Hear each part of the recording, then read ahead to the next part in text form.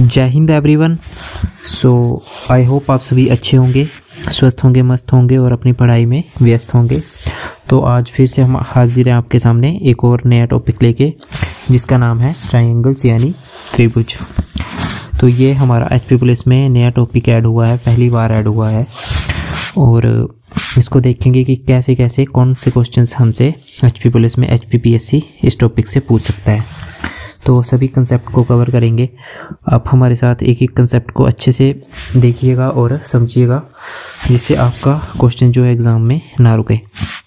साथ ही जो हमारे नए साथी हैं जो पहली बार इस वीडियो को देख रहे हैं या पहली बार हमारे चैनल से जुड़े हैं, तो वो बाकी के टॉपिक जो हमने करवाए हैं, जैसे मेंसुरेशन करवा दिया है, सरफेस एरिया एंड वॉल्यूम करवा दिया है, प्रोबेबिलिटी करवा दी है और स्टैटिस्टिक्स करवा दिया है, जो हमारे मैथ के नए सिलेबस में, एचपी पुलिस के नए सिलेबस में एडेड है। तो 4 टॉपिक हो चुके हैं, ये 5वां टॉपिक है हमारा। तो उसको आप प्लेलिस्ट से देख सकते हैं, जो और प्लेलिस्ट जो हमारी डिस्क्रिप्शन में आपको मिल जाएगी, मैथ और इंग्लिश दोनों की मिल जाएगी, तो आप वहाँ से देख सकते हैं। तो स्टार्ट करते हैं आज का हमारा टॉपिक, ट्रायंगल्स, त्रिभुज। ठीक है, तो ट्रायंगल क्या होता है? पहले यहाँ पे लिखा त्रिकोण, इसको त्रिकोण, इन्होंने इसका मीनिंग लिखा त्रिकोण, लेकिन हम इसको बोलते हैं हिंदी में त्रिभुज। तो ट्रायंगल क्या होता है हमारा, देखते हैं, फिगर से देखते हैं।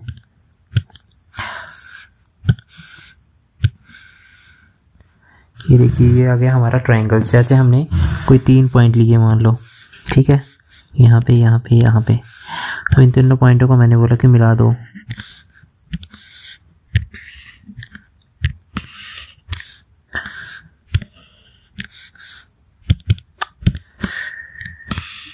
ये हमने मिला दिया इन तीनों पॉइंटों को, तो ये हमारा बन गया ट्रायंगल। ठीक है, अब ट्रायंगल का मतलब क्या है? ट्रायंगल यानी 3, एंगल का मतलब क्या होता है? कोण, यानी 3 कोण होंगे जिसमें।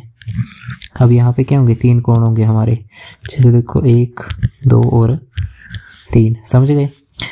देखो, इसको नाम दे दिया हमने ए, इसको दे दिया बी और इसको दे दिया सी। मान लो ये एंगल है हमारा, एंगल ए, एंगल बी और एंगल सी। 3 एंगल बन गए और 3 एंगल बनेंगे तो हमारी 3 भुजाएं भी होंगी। तो एक भुजा ये आ गई ए बी, एक ये आ गई ए सी और एक ये आ गई बी सी। तो 3 पॉइंट से मिलकर हमारा बनेगा ट्रायंगल। लेकिन याद रखना कि तीनों पॉइंट हमारे डिस्टिंक्ट यानी अलग अलग जगह पे होने चाहिए, एक ही सेम, मतलब कोलिनियर नहीं होने चाहिए, एक ही लाइन में नहीं होने चाहिए।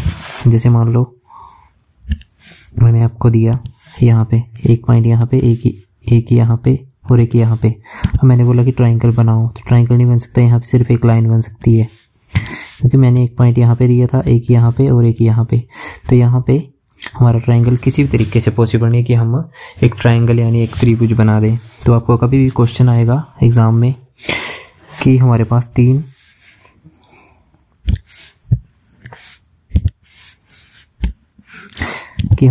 3 कोलिनियर पॉइंट्स हैं, 3 कोलिनियर पॉइंट्स हैं, तो उससे कितने ट्रायंगल्स बन सकते हैं? तो उससे हमारा 0 ट्रायंगल बनेगा।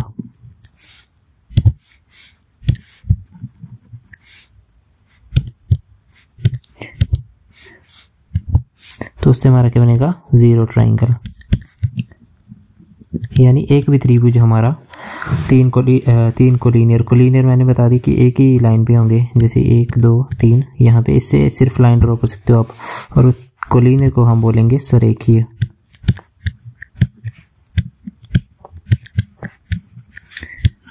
सरेखीय बिंदु। तो यहाँ पे बनेगा हमारा 0 त्रिभुज।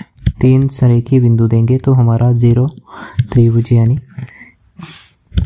3 यहाँ पे होगा और 0 यहाँ पे है। ठीक है, समझ गए? 3 कोलिनियर पॉइंट्स या 3 सरेखीय बिंदु हो गए तो हमारा क्या होगा? एक भी त्रिभुज नहीं बनेगा, यानी 0 त्रिभुज बनेगा। यानी इससे हमें पता लगे कि हमारे जो बिंदु होने चाहिए, हमारे पॉइंट्स होने चाहिए, वो कैसे होने चाहिए? नॉन कोलिनियर होने चाहिए, यानी डिस्ट्रिक्ट अलग अलग जगह पे होने चाहिए। ठीक है, तो यहाँ से आपको ट्रायंगल के बारे में पता लग गया। अब क्या होगा? नेक्स्ट हम देखेंगे कि sum of the angles of the sum of angles is 180 degree की। जो ट्राइंगल के त्रिभुज के हमारे 3 कोण होते हैं, 3 एंगल्स होते हैं, उसका सम क्या होता है 180 डिग्री। यानी जैसे मान लो एक एंगल हमारा ये एंगल ए ये आ गया, एंगल बी ये आ गया और एंगल सी ये आ गया। इन तीनों का सम क्या होगा, इन तीनों का सम होगा angle A plus angle B plus angle C 180 degree. यानी कोई भी हमारा ट्राइंगल होगा उसमें हमेशा क्या होगा, तीनों एंगल का सम ऑफ ऑल 3 एंगल्स। ठीक है, सम ऑफ ऑल 3 एंगल्स क्या होगा हमारा 180 डिग्री। यानी तीनों कोणों का जोड़ जो होगा हमारा हमेशा क्या होगा 180 डिग्री होगा ट्राइंगल में। ठीक है, जैसे एग्जांपल लेते हैं, मैंने बोला कोई त्रिभुज है हमारे पास, इसमें हमारा यहाँ पे मान लो 70 डिग्री का कोण, यहाँ पे मान लो 50 डिग्री का, और मैंने बोला कि यहाँ पे बताओ कौन सा होगा। अब आपको पता कि इसका पूरा जोड़ क्या होता है 180। हमने पहले इन दोनों को देखना है, ये कितना हो गया 50, ये हो गया 70, इन दोनों का जोड़ हो जाएगा हमारा कितना 120। अब यहाँ पे 180 यानी पूरा जोड़ होना चाहिए 180, तो इसमें कितना ऐड करेंगे कि 180 हो जाए, यानी 60 ऐड करना पड़ेगा। तो ये वाला कोण डायरेक्ट आ जाएगा हमारा 60 डिग्री, यानी 60 डिग्री। अब इसको वैसे करना हो तो कह सकते हैं हम a plus B plus C is equal to 180 degree. जो वैसे डायरेक्ट नहीं करना चाहता है, जिसको फॉर्मूला लगाना ही है, पेपर में तो आप कर सकते हो ऐसे, लेकिन जिसको फिर भी संतुष्टि करनी है वो कर सकता है। तो जैसे हमारा एक एंगल है 50, एक एंगल है 70, तो यहाँ पे भरेंगे हम 50, एक आ गया 70 और एक आ गया सी, ये आ गया 180।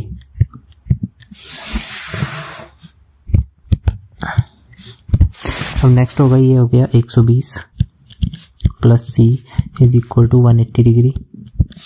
सी यहाँ से आ जाएगा 180 माइनस 120, ये वाली चीज़ हमारी इस साइड चली गई। ठीक है, तो यहाँ से सी आ गया हमारा 60 डिग्री। जब माइनस करेंगे इसको माइनस करेंगे तो सी कितना आ गया 60 डिग्री आ गया। ठीक है, समझ गए कि तीनों एंगल का सम क्या होता है हमारे ट्राइंगल का 180 डिग्री होता है।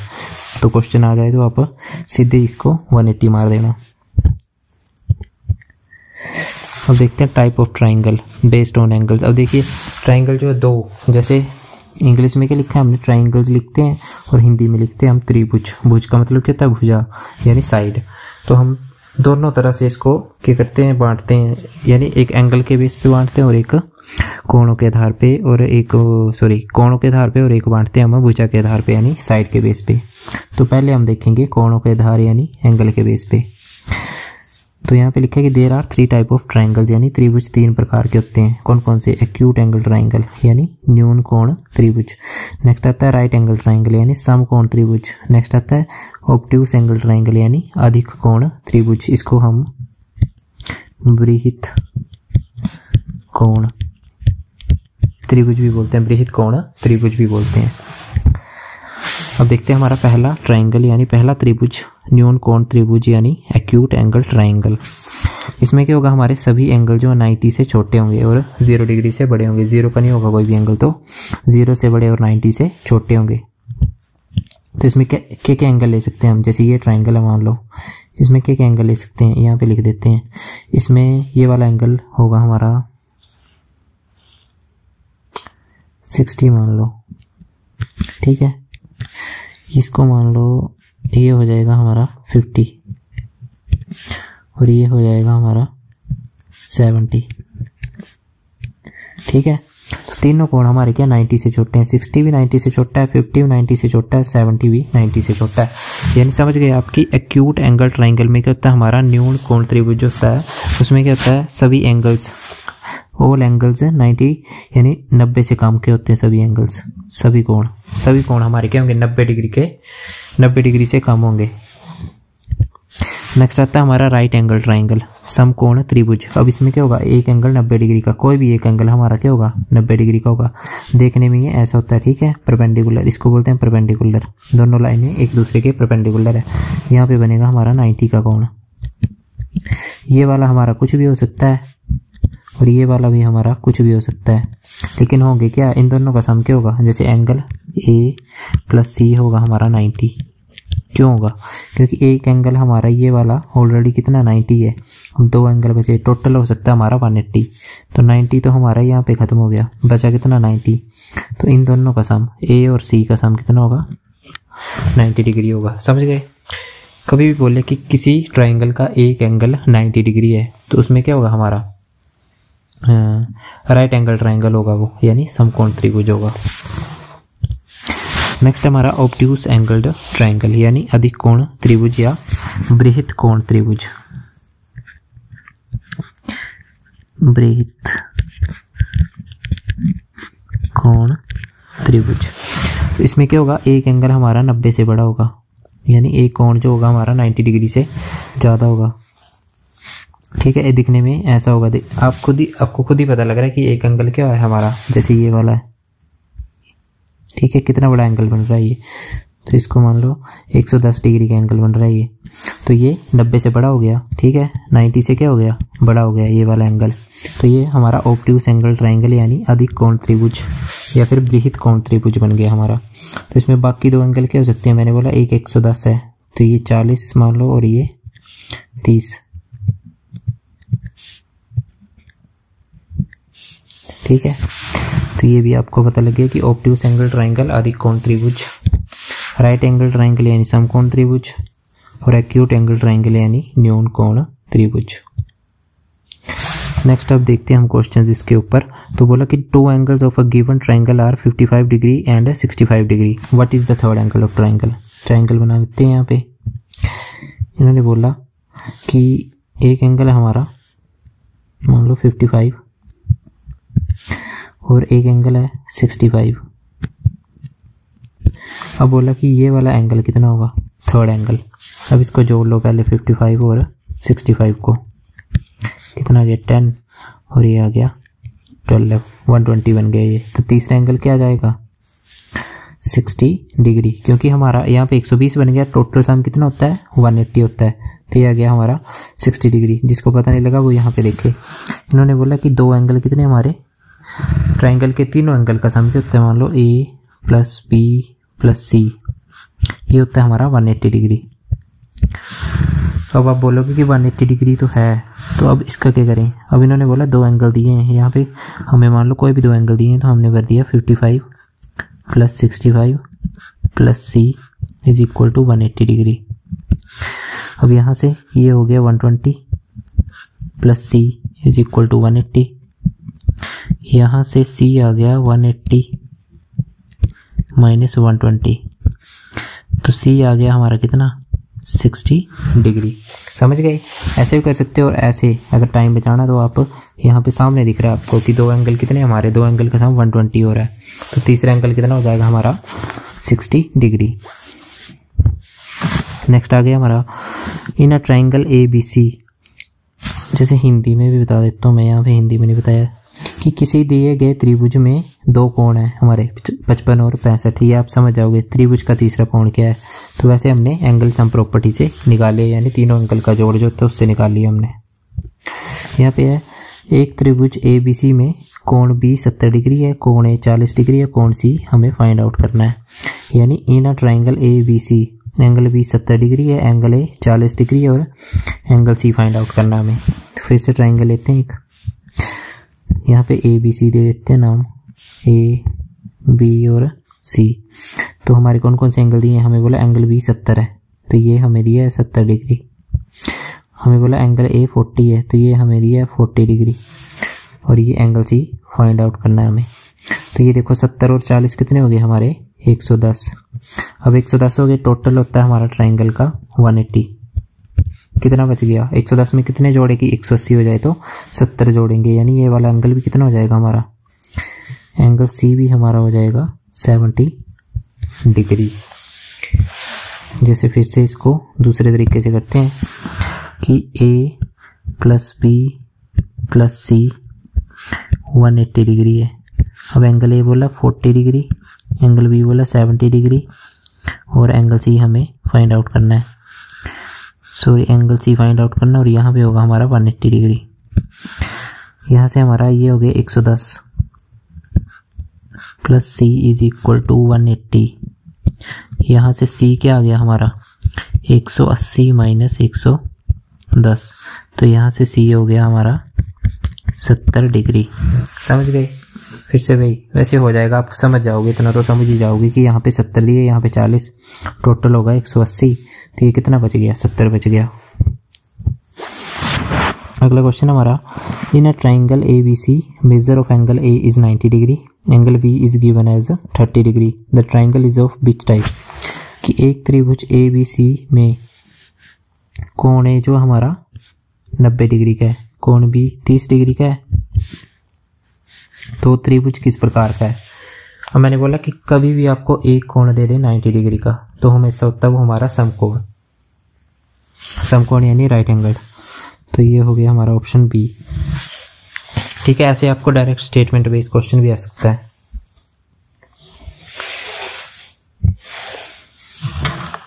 नेक्स्ट है हमारा, in a triangle sum of two angles of a triangle is 80 degree, then find the nature of the triangle. कि एक त्रिभुज में हमारा क्या है, दो कोणों का योग 80 डिग्री है, तो त्रिभुज की प्रकृति ज्ञात कीजिए।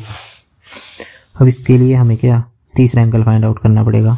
तो दो कोणों का योग, मान लो एक एंगल हमारा ए, दूसरा बी, तीसरा सी। ठीक है, इन तीनों का हमें पता कितना है 180 डिग्री है। अब दो का जोड़ दे दिया, मान लो इन दोनों का जोड़ दिया हमें 80 डिग्री प्लस सी, और ये आ गया 180 डिग्री। तो सी आ गया यहाँ से 180 माइनस 80,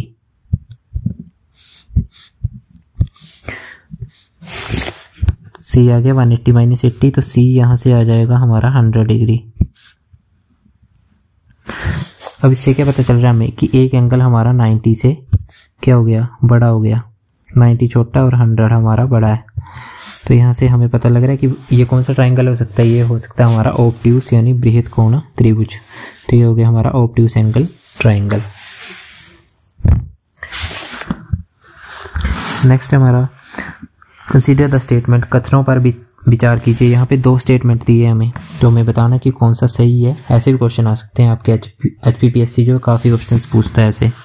तो हमारे दो स्टेटमेंट दिए हैं, आपको बताना कि कौन सा सही है। तो पहला स्टेटमेंट है हमारा कि समकोण त्रिभुज के 90 डिग्री के अलावा दो कोणों का योग 90 डिग्री से कम है। अच्छा, ये बोल रहे हैं कि कोई समकोण त्रिभुज हमारा, स्टेटमेंट को देख लेते हैं। कोई समकोण त्रिभुज हमारा मान लो ऐसे, और ये वाला हमारा 90 डिग्री का है। ये गलत बन गया, ऐसे नहीं होता हमारा, परपेंडिकुलर जो होती है लाइन ये होता है। ठीक है, तो इसमें क्या होगा, ये वाला 90 डिग्री का होगा हमारा, और इन दोनों का सम हमें पता है कितना होगा, पूरे का 180 है, तो इसका और इसका कितना होगा 90 डिग्री होगा।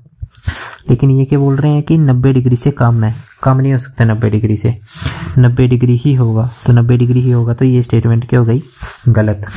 अब नेक्स्ट बोला कि अधिक कोण यानी ऑब्ट्यूस एंगल ट्राइंगल के कोण के अलावा अधिक कोण त्रिभुज के दो कोणों का योग 90 डिग्री से अधिक है। अब फिर से देख लेते हैं, अधिक कोण त्रिभुज, अब हमें पता कि अधिक कोण त्रिभुज का कोई भी अधिक कोण त्रिभुज ले लो आप। मैंने मान लिया कि एक अधिक कोण त्रिभुज है, उसका एक एंगल है 100 डिग्री। अब अधिक कोण त्रिभुज का मतलब क्या है कि 90 डिग्री से ऊपर एक एंगल होगा उसका, तो बाकी दो एंगल कितने के होंगे उसके 80 डिग्री के, मतलब दोनों एंगल का सम क्या होगा बाकी के 80 डिग्री। अब ये बोल रहे हैं कि अधिक कोण के अलावा अधिक कोण त्रिभुज के दो कोणों का योग 90 डिग्री से अधिक है, यानी दो एंगल्स जो ट्राइंगल के, ऑब्ट्यूस एंगल ट्राइंगल के, उनका सम जो है वो 90 से ऊपर होगा उन दोनों का। अब देखो मैंने माना था कि कोई एंगल जो 100 डिग्री अधिक कोण त्रिभुज का, क्योंकि 90 से ऊपर होना चाहिए, तो बाकी दो का सम हमारा 80 बचेगा, क्योंकि टोटल सम होता है हमारा 180। तो ये मान लो x प्लस y है और ये हमारा z है, तो ये हमारा ऑब्ट्यूस एंगल आ गया, और ये आ गए हमारे दो बाकी के बचे हुए। तो ये 90 से ऊपर है क्या, 90 से छोटे हैं ये, हमारी ये स्टेटमेंट भी गलत हो गई। यानी कौन सा होगा? डी ऑप्शन, ना तो 1 ना तो 2, कोई भी हमारी स्टेटमेंट ठीक नहीं है। ठीक है, समझ गए? नेक्स्ट आएगा हमारा क्वेश्चन। नेक्स्ट क्वेश्चन ही है अब हमारा है कि भुजाओं के आधार पर हमारे ट्रायंगल्स, पहले मैंने आपको बता दी कि कोणों के आधार पर यानी एंगल्स के बेस पर ट्रायंगल कैसे क्लासिफाइड है। अब हम देखेंगे भुजाओं के आधार पर यानी on the basis of sides, त्रिभुजों के प्रकार। तो there are 3 types of triangle based on the sides of a triangle. त्रिभुज की भुजाओं के आधार पर 3 प्रकार के त्रिभुज होते हैं। एक हो गया विषमबाहु यानी स्केलन, एक हो गया आइसोसेलेस यानी समद्विबाहु, और एक हो गया समबाहु त्रिभुज यानी इक्विलैटरल ट्रायंगल।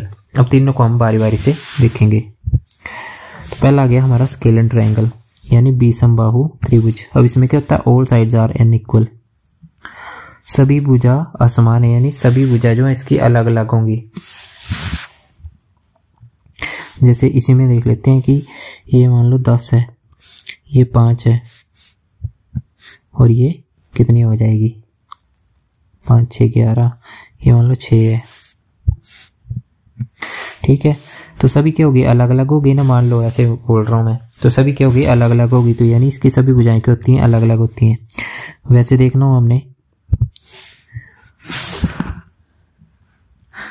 ए बी सी, तो इसमें क्या होगा? ए नॉट इक्वल टू बी होगा, बी नॉट इक्वल टू सी होगा, और सी नॉट इक्वल टू ए होगा। इसमें क्या मतलब हुआ कि सभी भुजाएं अलग अलग होंगी, कोई भुजा बराबर नहीं होगी। कभी एग्जाम में आ जाए ऐसे करके पूछ ले कि स्केलन ट्रायंगल में कौन सी प्रॉपर्टी आपकी होती है, तो ये वाला आपने मार्क करना है कि कोई भुजा बराबर नहीं होगी, यानी A not equal to B, B not equal to C, और C not equal to A, यानी कोई भुजा बराबर नहीं होगी हमारी। तो ये होता है हमारा स्केलन ट्रायंगल, विषमबाहु त्रिभुज। नेक्स्ट हमारा समद्विबाहु त्रिभुज यानी आइसोसेलेस ट्रायंगल। इसमें क्या होता है? 2 साइड्स बराबर होती हैं। ये जो लगाया ना, मार्क लगाया हुआ है देखो ऐसे करके, इसका मतलब कि ये दोनों साइडें बराबर है। अब इसमें एक और प्रॉपर्टी आपको पता होनी चाहिए कि जब भी हमारे ट्रायंगल में मान लो ये और ये साइड बराबर है, तो इस यहाँ पे मान लो थीटा है, तो इसके सामने भी क्या होगा? यहाँ पे थीटा। इसके सामने कौन सा एंगल है? थीटा। तो यहाँ पे इसके सामने भी कौन सा होगा? थीटा। यानी 2 जो समान भुजाएं हैं उनके साथ जो एंगल होगा वो भी क्या होगा? बराबर होगा, दोनों का सेम होगा। जैसे मान लो ये भुजाएं हैं, तो यहाँ पे थीटा कोण होगा, तो यहाँ पे भी क्या होगा? थीटा होगा। समझ गए? ये होता है हमारा आइसोसेलेस ट्रायंगल, समद्विबाहु, जिसकी दोनों भुजाएं क्या होती है? बराबर होती है, यानी दोनों साइड्स आर इक्वल। अब इसमें एक और बात, जैसे मान लो मैंने कभी भी आपको बोल दिया कि आइसोसेलेस ट्रायंगल में आपका वन एंगल जो है वो 60 डिग्री है, तो अब आपको बताना कि वो बाकी दोनों कोण क्या होंगे इसके। ठीक है, तो कैसे बताओगे आप? मान लो मैंने बोला कि ये 60 डिग्री है, ये और ये भुजा बराबर है, तो अगर ये 60 है तो ये भी कितना होगा? 60, और ये 60 हो गए तो ये भी कितना होगा? 60। क्यों होगा? क्योंकि ये 60 आ गया, ये भी 60 आ गया, यानी 120 हो गए दोनों, और ये 120 हो गए, तो बचा कितना? 60 बचा, और तो 60 ही आ गया। आइसोसेलेस ट्रायंगल में ये वाली प्रॉपर्टी याद रखना कि ये साइड और ये साइड बराबर है, तो इसके सामने वाला एंगल यहाँ पे अगर थीटा होगा, तो यहाँ पे इसके सामने ये जो साइड है हमारी ये वाली, इसके सामने यहाँ पे भी क्या होगा? थीटा होगा। ठीक है, समझ गए? अब यहाँ पे थीटा होगा, तो यहाँ पे कुछ भी हो, अगर आपको ये एंगल पता होगा तो आप ये एंगल निकाल सकते हो, क्योंकि ये भी सेम होगा ये वाला। वैसे हमने यहाँ पे क्या किया कि ये था हमारा ट्रायंगल, हमें बोला कि एक एंगल 60 डिग्री है, हमने मान लिया कि वो एंगल ये है और ये साइड्स बराबर है। मैंने बोला जो एंगल यहाँ पे होगा वही एंगल यहाँ पे होगा, तो ये भी 60 डिग्री हो गया। अब दोनों एंगल हो गए 60, इन दोनों का सम हो गया 120। हमें पता टोटल होता है 180। कितना बचा? इनका गैप कितना आया? 60 डिग्री। फिर ये कितना आ गया? 60 डिग्री, ये वाला, और 60 बन गया। तो ये हो गया हमारा इक्विलैटरल ट्रायंगल, जो हमारा अगला ट्रायंगल है। इक्विलैटरल ट्रायंगल देखते हैं। इक्विलैटरल ट्रायंगल होता है हमारा समबाहु त्रिभुज जिसकी सभी साइडें बराबर होती हैं। ठीक है, सभी भुजाएं बराबर होंगी इसकी, जैसे ये और ये तीनों भुजाएं क्या होंगी इसकी बराबर होंगी। अब तीनों भुजाएं बराबर होगी तो ये एंगल अगर थीटा हुआ, इसके सामने थीटा हुआ, तो यहाँ पे भी क्या होगा थीटा।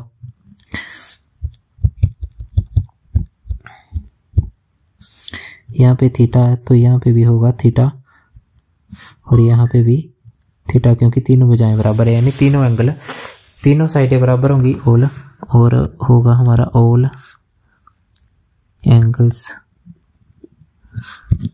आर इक्वल, सभी कोण बराबर होंगे इसके। ठीक है, यहाँ पे लिख देता हूँ मैं, सभी कोण बराबर होंगे। तो ये प्रॉपर्टी भी आपको सीधे पूछ सकते हैं कि बताओ इक्विलैटरल ट्रायंगल में जो सभी एंगल्स होते हैं वो क्या होते हैं, बराबर होते हैं या भिन्न होते हैं। तो वैसे करके पूछ सकते हैं आपको। तो ये आपने नोट कर लेना कि सभी एंगल बराबर होते हैं और सभी भुजाएं यानी सभी साइड्स भी इक्वल होती हैं। अब देखो यहाँ पे मैं क्या बता रहा था आपको कि कभी भी आइसोसेलेस का एक एंगल 60 डिग्री दिया हो,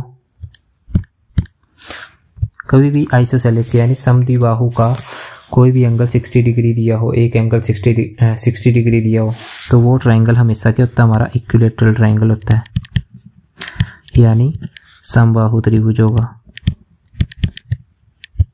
तो ये आपने याद रखना कि कभी भी आइसोसेलेस ट्रायंगल में एक एंगल 60 डिग्री दे दिया तो हमारा जो वो ट्रायंगल बन जाएगा वो हमारा इक्विलैटरल ट्रायंगल यानी समबाहु त्रिभुज बन जाएगा।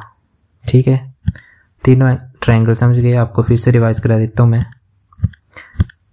हमारा पहला था स्केलर ट्रायंगल यानी विषमबाहु त्रिभुज, यानी सभी साइडें क्या होंगी बराबर होंगी, सभी भुजाएं सभी साइडें अनइक्वल होंगी, सभी साइडें असमान होंगी, डिफरेंट होंगी। ठीक है, C not equal to A not equal to B और B not equal to C, कोई भुजा बराबर नहीं है। नेक्स्ट आ गया हमारा आइसोसेलेस ट्रायंगल यानी समद्विबाहु त्रिभुज। इसमें क्या होगा दो साइड इक्वल होंगी और दो भुजाएं बराबर है तो उनके आमने सामने वाले एंगल भी क्या होंगे इक्वल होंगे। उसके बाद मैंने बताया कि कभी भी आइसोसेलेस ट्रायंगल में आपको कोई कोण 60 डिग्री का दिया हो तो आपका वो ट्रायंगल बन जाता है हमारा समबाहु त्रिभुज। और समबाहु त्रिभुज क्या होता है हमारा, जिसकी सभी साइडें बराबर होती हैं, सभी एंगल्स बराबर होते हैं और यहाँ पे सभी एंगल्स होते हैं कितने के हैं, सभी एंगल्स होते हैं हमारे 60 डिग्री के।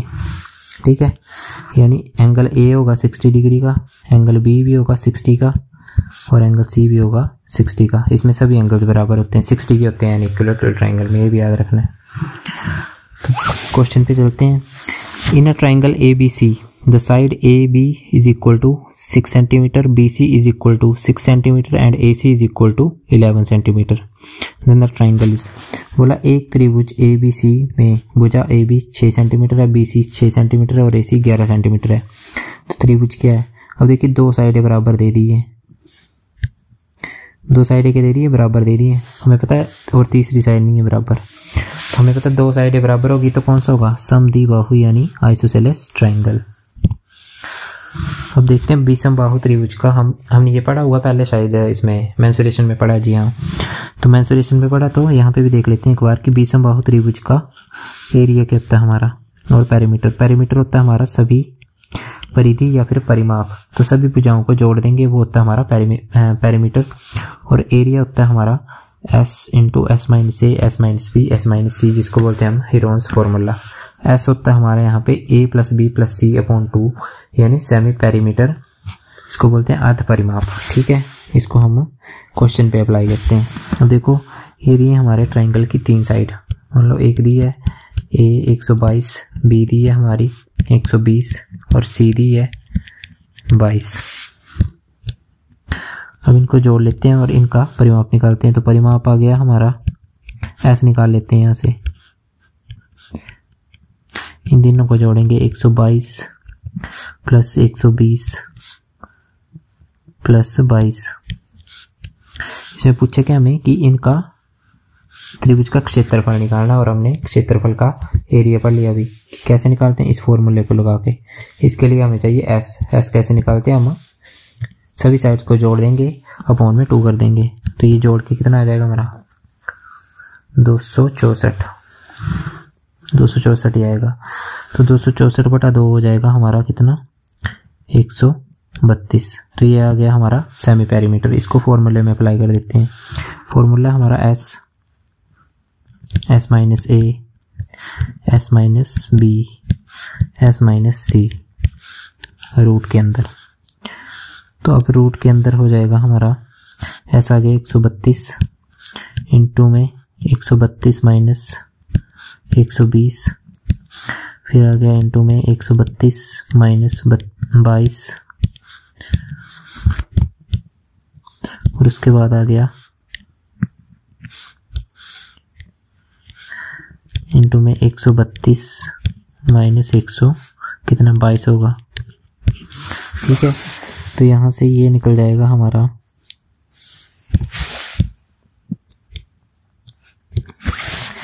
ये आ जाएगा 132 वैसे रहेगा, ये आ जाएगा 132 में से 20 गए कितने, 12 रह गए, ये 10 रह गए, और ये कितने रह गए, सॉरी 10 नहीं रह गए, 110 रह गए, और ये रह गए 10।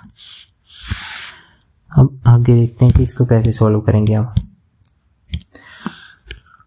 अब 132 को क्या लिख सकते हैं हम, 12 गुणा 11। अब 12 को 11 से गुणा करेंगे तो 132 आता है। यहाँ पे इसको लिख सकते हैं 12, 110 को लिख सकते हैं 11 गुणा 10, और इसको 10 वैसे रहने देंगे। अब यहाँ से हमने देखना है 2 2 का पेयर। यहाँ पे 12 का बन रहा है, यहाँ पे 11 का बन रहा है, और यहाँ पे 10 का बन रहा है। यानी 12 का पेयर बनेगा तो एक 12 उठा लेंगे हम। यहाँ से हमने एक 12 आ गया, ठीक है, यहाँ से 11 आ गया, और यहाँ से 10 आ गया। तो 12 गुणा 11 हमने किया, अभी कितना हो गया, 132 था, यानी ये हो जाएगा हमारा 132 इंटू में 10। ये सभी मल्टीप्लाई होंगे आपस में, तो ये 12 गुणा 11 132 हो गया, इंटू में 10 यानी 1320 सेंटीमीटर हमारा एरिया आ जाएगा। ठीक है, ऐसे निकालना है अपने हीरोन्स फार्मूला से एरिया। देख लो एक बार फिर से क्या किया हमने पहले निकाला सेमी पेरीमीटर, सभी साइड्स को जोड़ दिया और अपॉन में 2 कर दिया, वो हो गया हमारा सेमी पेरीमीटर। नेक्स्ट अब इस फॉर्मूले में भर देंगे, एस की जगह हमने भर दिया, वैसे ही अप्लाई किया, और लास्ट में हमने यहाँ से 2 2 का पेयर बना के स्क्वायर रूट से निकाल लिया, तो ये हमारा एरिया आ गया। ठीक है, नेक्स्ट है हमारा आइसोसेलेस ट्रायंगल, समद्विबाहु त्रिभुज। इसमें क्या होता है, हमारा 2 साइडें बराबर होती हैं, ये आपको बता दिया है। Angles adjacent to the sides are equal, कि इनके साथ जो इन भुजाओं के सटे कोण बराबर होते हैं, ये भी मैं आपको बता दिया कि साथ के कोण जो होंगे या इन भुजाओं के आमने सामने वाले कोण बराबर होंगे। और एक और खासियत होती है इसमें कि मीडियन एल्टीट्यूड के बराबर होता है, मीडियन एल्टीट्यूड के बराबर होता है।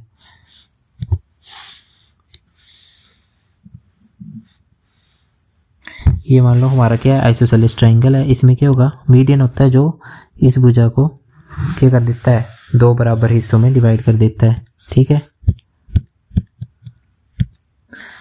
तो यहाँ से मान लो हमारा ये आ गया मीडियन। अब मीडियन ही हमारा हाइट भी होगा और परपेंडिकुलर भी होगा, क्योंकि दोनों साइडें बराबर हैं।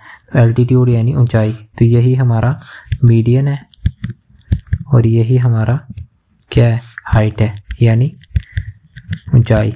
तो मीडियन को बोलते हैं माध्य का, जो यहाँ पे लिखा हुआ है माध्य का, और एल्टीट्यूड हमारा ऊंचाई। समझ गए, यानी हाइट और एल्टीट्यूड, मीडियन और ऊंचाई हमारा सेम रहेगा। इस पे बेस्ड क्वेश्चन करते हैं आइसोसेलेस ट्रायंगल के। बोला कि आइसोसेलेस ट्रायंगल ABC में AB हमारा AC के बराबर है। एंगल A जो है 80 डिग्री है। Find the value of angle C। हम देखते बनाते ट्रायंगल बनाते हैं। ठीक है, बोला इन्होंने इसको A मान लो, इसको B मान लो, और इसको C मान लो। बोला AB AC के बराबर है, ठीक है, और एंगल ASC है। अब हमें पता कि ये और ये एंगल बराबर होंगे। मान लो ये x होगा तो ये भी क्या होगा, x होगा, क्योंकि दोनों एंगल क्या होंगे, हमने पढ़ा कि समान भुजाओं के साथ सटे हुए कोण, कौन से सटे हुए हैं, ये वाले सटे हुए हैं, ये देखो, ये क्या होते हैं, बराबर होते हैं। अब हमें पता है कि क्या होता है, तीनों का सम क्या होता है, तीनों एंगल्स का सम 180 डिग्री होता है। तो यहाँ पे कर देंगे हम x प्लस 80 डिग्री हो जाएगा 180 डिग्री। यहाँ से 2x आ जाएगा हमारा 180 माइनस 80, तो यहाँ से 2x आ गया 100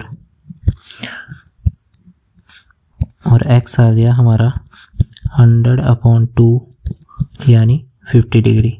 ठीक है, समझ गए। हमसे पूछा गया था कि ए बी AC के बराबर है और ए को हमारा दे दिया कि 80 डिग्री के रूप में दिया गया है, और कोण सी क्या हमारा यहाँ पे है x, तो x की वैल्यू क्या है हमारी 50 डिग्री, यानी एंगल C आ गया हमारा 50 डिग्री। ठीक है, समझ गए।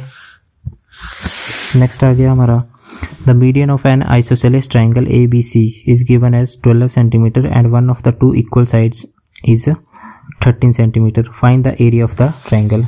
बोला कि एक समद्विबाहु त्रिभुज ABC की माध्य का 12 सेंटीमीटर और दो समान भुजाओं में से एक 13 सेंटीमीटर त्रिभुज का क्षेत्रफल ज्ञात कीजिए। उन्होंने बोला कि मीडियन जो है हमारा 12 सेंटीमीटर है and one of the two equal sides जो हमारी 13 सेंटीमीटर है। Find the area of the triangle. तो इसको कैसे निकालेंगे हम, इसको निकालेंगे हम half into base into height से।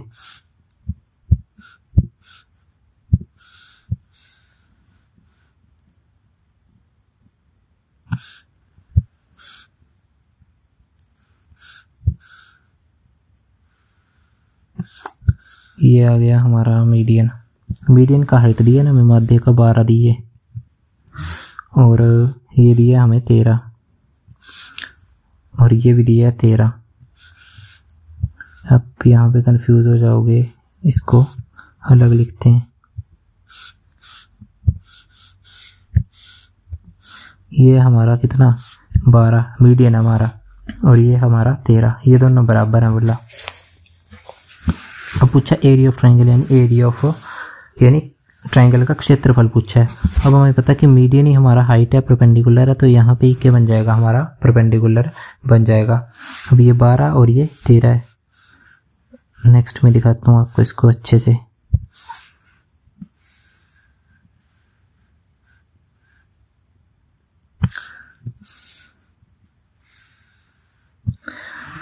ये देखो यहाँ पे बन गया हमारा परपेंडिकुलर, ये 13 है, ये भी 13 है और ये 12 है, परपेंडिकुलर बन गया। और मैंने बोला माध्य का क्या करती है, इस लाइन को, ये जो हमारी साइड है इसको बराबर भागों में बांटती है। तो यहाँ पे इसको बराबर बांटेगी, मान लो ये x है तो ये भी क्या होगा x होगा। अब हमें निकालना एरिया, तो हमें बेस चाहिए। ठीक है, ये पूरा चाहिए। कैसे निकालेंगे, यहाँ पे 90 डिग्री का एंगल बन रहा है और ये बन गया हमारा ऐसे करके, यानी ये वाली साइड आ गई हमारी ये 13 और ये वाली साइड ये वाली आ गई यहाँ पे 12। ये चाहिए हमें, पता कि यहाँ पे लग जाएगी हमारी पाइथागोरस थ्योरम। जिसने पढ़ा होगा वो जानता होगा, वैसे आगे हम कर लेंगे इसको।